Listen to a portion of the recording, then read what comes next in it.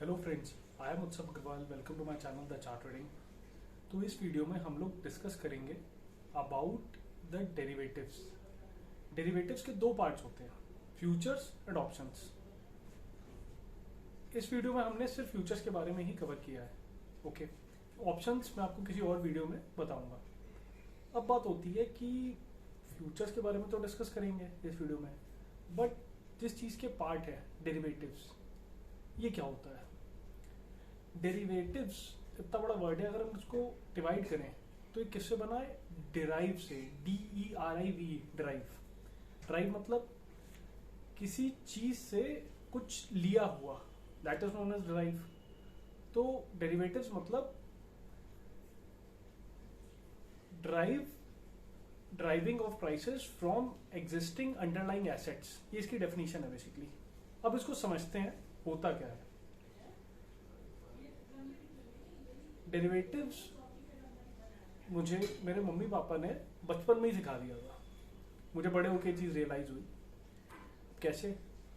मैं पढ़ाई में अच्छा था नहीं, तो पापा कहते थे बेटा 70% मार्क्स आएंगे तो 5 रुपये पॉकेट मनी मिलेगी डेली, और अगर 80% गलती से तुम्हारे आ गए तो 10 रुपये पॉकेट मनी। तो आप देख रहे हैं जो मेरी पॉकेट मनी है उसकी वैल्यू कहाँ से ड्राइव हो रही है? मेरे मार्क्स से। इसका मतलब पॉकेट मनी की कोई वैल्यू नहीं है, वो जीरो है। अगर मेरे मार्क्स इतने होंगे तो उसकी वैल्यू पॉकेट मनी, मेरी पॉकेट मनी की वैल्यू मेरे मार्क्स से निकल के आ रही है। इसीलिए डेरिवेटिव्स के दो पार्ट है, फ्यूचर्स एंड ऑप्शंस। दोनों की वैल्यू, खुद की कोई वैल्यू नहीं है। एक अंडरलाइंग एसेट हुआ, मैं अभी बताता हूँ और आगे क्या, उससे उनकी वैल्यू निकल के आ रही है। अब फ्यूचर्स की बात करते हैं, जो कि हम लोग इस वीडियो में डिस्कस करने वाले हैं। फ्यूचर्स,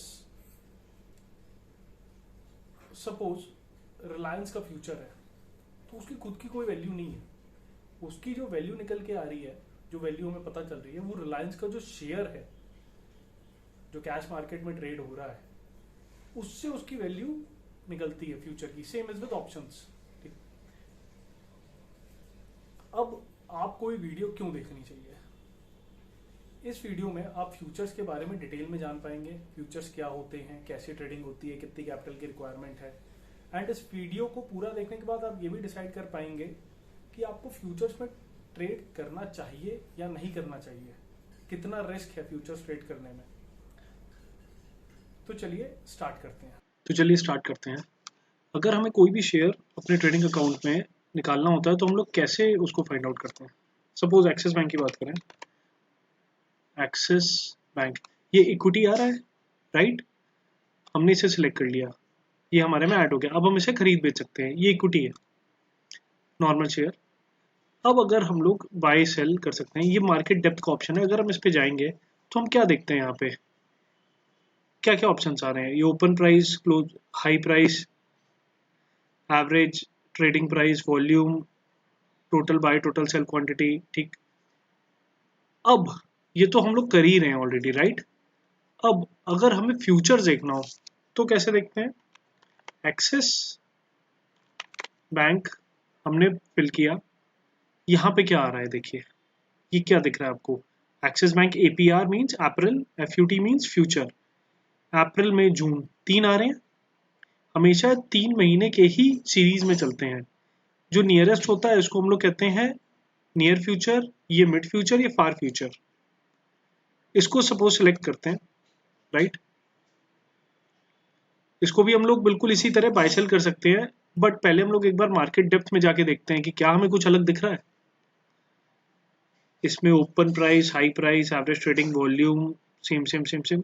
बट ये क्या है? एक्सपायरी, इसका क्या मतलब होता है? फ्यूचर, मैंने आपको बताया था, फ्यूचर जो भी होते हैं वो कॉन्ट्रैक्ट्स होते हैं। ये हर महीने, ये इस पे क्या लिखा हुआ है? अप्रैल फ्यूचर, ये अप्रैल मंथ का फ्यूचर है, फ्यूचर कॉन्ट्रैक्ट है। ये 28/4/2022 को एक्सपायर हो जाएगा। ये 28/4 इस पे लिखा हुआ है, सब पे डेट अलग अलग हो सकती है। रीजन बीइंग कैसे कि जो भी लॉट्स होते हैं, जो भी कॉन्ट्रैक्ट्स होते हैं, वो मंथ के लास्ट थर्सडे को एक्सपायर होते हैं। अगर लास्ट थर्सडे छुट्टी है तो एक दिन पहले या एक प्रायर वर्किंग डे पे ये एक्सपायर हो जाएंगे। एक्सपायर होने से क्या मतलब है वो मैं बताता हूं। अगर आपने ये बाय कर लिया, ठीक, अभी आपने बाय कर लिया, आज है 13 अप्रैल, राइट, तो आपको 28 अप्रैल के पहले इसे सेट ऑफ करना पड़ेगा, इसे बेचना पड़ेगा।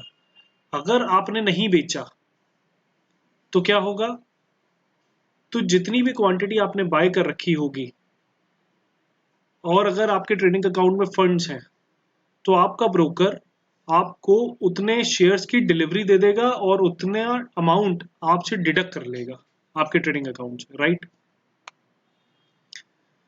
तो अभी एक बार समझते हैं, एक चीज और मैं आपको इसमें दिखाता हूं।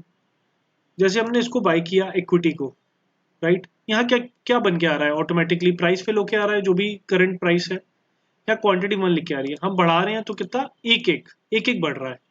हम इस पे जितनी मर्जी चाहे फिल कर सकते हैं। हमने 500 कर दिया, चाहे हम 5000 कर दें, राइट। आपने इक्विटीज खरीदी होंगी, any amount you want you can buy. But futures में ऐसा नहीं होता है, हर शेयर की अपनी अलग लॉट होती है। आइए देखते हैं कैसे। हमने बाय पे क्लिक किया, यहाँ पे क्या फिल आ रहा है, 1200, पहले से ही 1200 फील्ड है। यहाँ पे भी देखिए सब 1200 के मल्टीपल्स में ही ऑर्डर्स लगे हुए हैं यहाँ पे। अब अगर इसको बढ़ाते हैं तो सीधा 2400। समझ पा रहे हैं आप, मतलब फ्यूचर जब हम खरीदेंगे या शॉर्ट करेंगे तो वो बल्क में होगा। हम एक्सिस बैंक की एक शेयर हम नहीं, एक शेयर अगर हमें खरीदना है, 10 शेयर खरीदना है, तो हम इक्विटी में जाना है। अगर मिनिमम हमें 1200 की लॉट खरीदनी है, 1200 शेयर्स करने हैं, तो हम फ्यूचर ऑप्ट कर सकते हैं। अब इसमें एक पॉइंट और है, मैंने आपको अपने लास्ट वीडियो में बताया था कि हम इंट्राडे में अगर हमें शॉर्ट करना है तो हम इक्विटी में सिर्फ इंट्राडे में कर सकते हैं। हमें सेम डे की क्लोजिंग के पहले हमें शट ऑफ करना पड़ेगा, यानी कि वापस वो खरीद के देना पड़ेगा। बट फ्यूचर्स के लॉट में हम लोग बाय भी कर सकते हैं,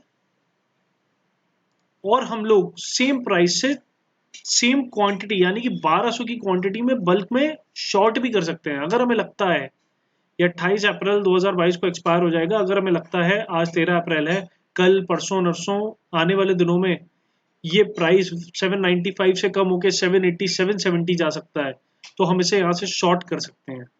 जो भी प्रॉफिट होगा जब हम वापस बायबैक करेंगे तो हम उस टाइम पे हमारा प्रॉफिट बुक हो जाएगा, राइट। ये चीज सिर्फ फ्यूचर्स में ही पॉसिबल है। इक्विटी अगर शॉर्ट करना है तो फ्यूचर्स में पॉसिबल है। अब एक चीज मैं आप और दिखाता हूं आपको,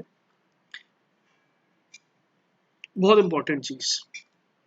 अब एडवांटेज क्या है, हम लोग फ्यूचर्स क्यों खरीदें, इक्विटी ना खरीद लें अगर हमें बाय ही करना है, शॉर्ट नहीं करना। तो इक्विटी में क्या है, आप एक्सिस बैंक के एक जितना भी प्राइस चल रहा है, आप इसके मल्टीपल्स में ही, अगर आपको होल्ड करना है, इंट्राडे नहीं करना, तो कोई लिवरेज मिलेगा नहीं। अगर आप होल्ड करना चाह रहे हो 2 दिन 10 दिन 10 साल या 1 महीने के लिए, तो आपको सेम अमाउंट आपको देनी पड़ेगी। यानी कि अगर आप 100 शेयर खरीद रहे हो तो 100 इंटू 793 97,300 रुपीज आपको पूरी अमाउंट पे करनी पड़ेगी, तभी आप 100 शेयर्स बाय कर पाएंगे। 1000 शेयर्स बाय करने हैं तो कितने चाहिए, 7,93,000, राइट। बट हमें फ्यूचर्स में लिवरेज मिलता है।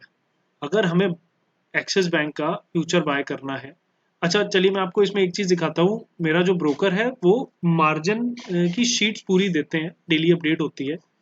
इसमें मैंने एफएनओ की मार्जिन लिस्ट खोल ली है फ्यूचर्स की, इसमें लॉट्स दिए हुए हैं। अब बैंक निफ्टी है, इसके 25 लॉट है, इसको खरीदने के लिए सिर्फ 1.5 लाख देने हैं। अभी मैं एक्सिस बैंक का एग्जांपल दे रहा था, तो एक्सिस बैंक आपको समझाता हूँ। हम लोग सर्च करते हैं एक्सिस बैंक, एक्सिस बैंक क्या आ रहा है। एक्सिस बैंक की 1200 लॉट है, और उस लॉट को बाय करने के लिए हमें सिर्फ और सिर्फ 2,40,000 रुपए में ही ये लॉट बाय हो जाएगी। ये इसका मार्जिन दिया है कि 1200 की लॉट के लिए, 1200 की लॉट है एक्सिस बैंक की, 1200 की लॉट है, और इसके लिए 2,40,000 जमा करने हैं। अगर हम लोग सेम चीज इक्विटी में करते तो हमें कितनी अमाउंट देनी पड़ती, 1200 इंटू वहां क्या प्राइस चल रहा है, यहाँ पे क्या प्राइस चल रहा था 795, राइट। कितनी अमाउंट हो गई 1200 इंटू 795, 9,50,000 रुपए अप्रोक्सीमेट हमें पे करना पड़ता अगर हम 1200 की क्वांटिटी एक्सिस बैंक की उठाते। बट फ्यूचर्स में हमें शॉर्ट भी करना है तो भी 2,40,000 रुपए में हो जाएगी। यही मेजर एडवांटेज है जिसकी वजह से लोग फ्यूचर्स करते हैं। तो चलिए आइए अब बाकी चीज़ें समझते हैं। यहाँ पे जब हम लोग सर्च कर रहे थे फ्यूचर तो 3 आ रहे थे, बाकी 2 भी ओपन करके देखते हैं ऐसा क्या है उनमें, और फिर पता चलेगा कौन से पे ट्रेड करना चाहिए कौन से पे नहीं। अप्रैल हम लोग ने सिलेक्ट कर रखा है, अब मे ले लेते हैं, और इसके बाद एक्सिस बैंक जून भी उठा लेते हैं, राइट। अभी मैंने आपको बताया था ये 28/4 को एक्सपायर हो जाएगा। एक्सपायर होने से क्या मतलब है, यहाँ पे आप इस पे ट्रेड नहीं कर सकते, ये खत्म हो जाएगा, यहाँ से दिखना ही बंद हो जाएगा आपको बिल्कुल। उसकी जगह आपका ये कॉन्ट्रैक्ट आगे बढ़ जाएगा, यानी कि मई जून दिख रहा है, फिर आपको जुलाई आ जाएगा एक और, आप उस पर भी ट्रेड कर सकते हैं। अब तीनों में डिफरेंस देखते हैं, पता करते हैं हमें किस पे ट्रेड करना चाहिए।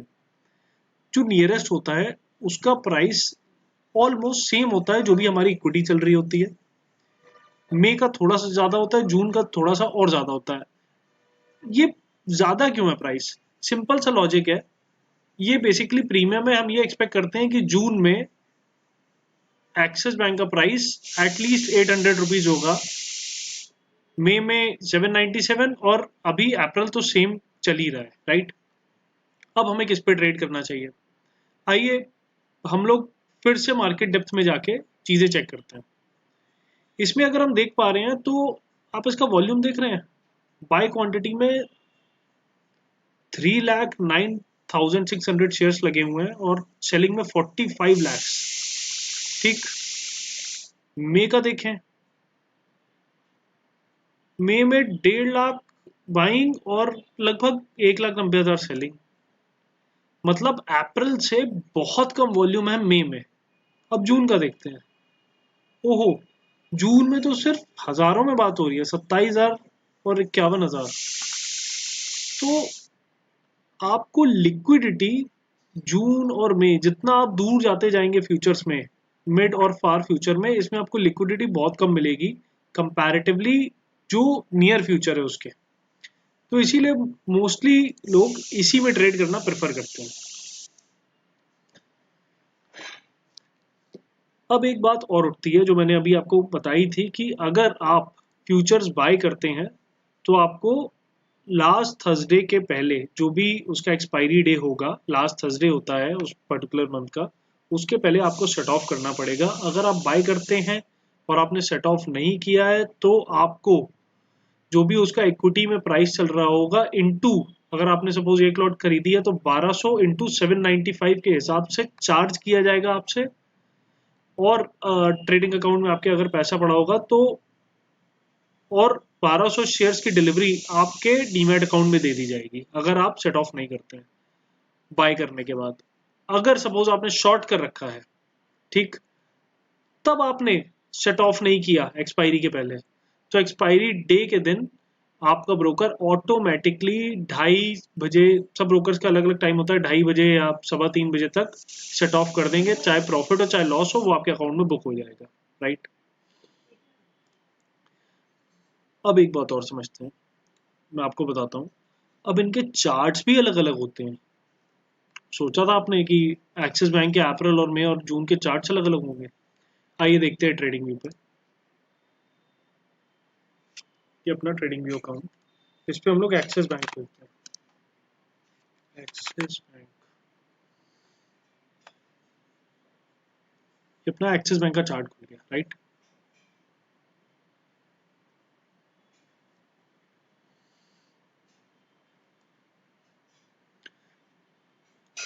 हर फ्यूचर लॉट का चार्ट अलग मिलेगा आपको। मैं आपको बताता हूँ कैसे सर्च करना है। ये तो मैंने ऑलरेडी सिलेक्ट कर रखा है, ये ओपन हो गया, ठीक। ये अपना चार्ट ओपन है। अब हम लोग खोलते हैं, अगर हमें सर्च करना है तो हम लोग एक्सिस बैंक फिर से हम लोग एंटर करेंगे। ये देखिए फ्यूचर्स आ रहा है, फ्यूचर्स पे क्लिक किया तो जो भी लेटेस्ट चार्ट होगा वो ओपन हो जाता है। Axis bank continuous current contract in front, जो भी लेटेस्ट चार्ट मतलब जो भी नियरेस्ट फ्यूचर का चार्ट होगा वो ओपन हो जाता है ट्रेडिंग व्यू में। अब एक चीज मैं आपसे कहना चाहूंगा, आप लोग चार्ट देख के ट्रेडिंग कर रहे हैं, सीख रहे हैं टेक्निकल एनालिसिस, अगर आप फ्यूचर्स में ट्रेड कर रहे हैं तो एक बात, ये बात मेरी बिल्कुल नोट कर लीजिए बहुत ध्यान से, आपको स्टॉप लॉस और टारगेट तो फ्यूचर के चार्ट देख के ही लगाने हैं। क्योंकि ऐसा क्यों? क्योंकि कुछ प्राइसेस का वेरिएशन रहता है, 1-2 रुपए का रह सकता है फ्यूचर लॉट में इन कंपैरिजन टू इक्विटी। तो आपको स्टॉप लॉस और टारगेट तो फ्यूचर के चार्ट में देख के ही लगाने हैं, बट आपको एनालिसिस करना है अपना इक्विटी के चार्ट पे, यानी कि एक्सिस बैंक नॉर्मल जो भी चार्ट होगा इस पे, right? Hello friends, I hope आपने ये वीडियो पूरी देखी होगी एंड आपके डाउट्स कुछ क्लियर हुए होंगे फ्यूचर्स को लेके कि फ्यूचर्स क्या होता है, इस पे कैसे ट्रेडिंग करते हैं, कितनी कैपिटल की रिक्वायरमेंट है।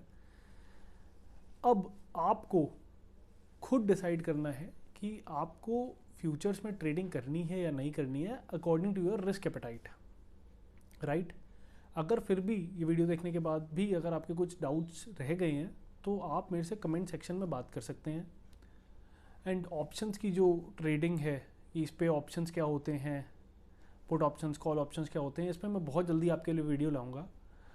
तो stay tuned and that's all from my side for this video. Thank you so much, have a good day, thank you.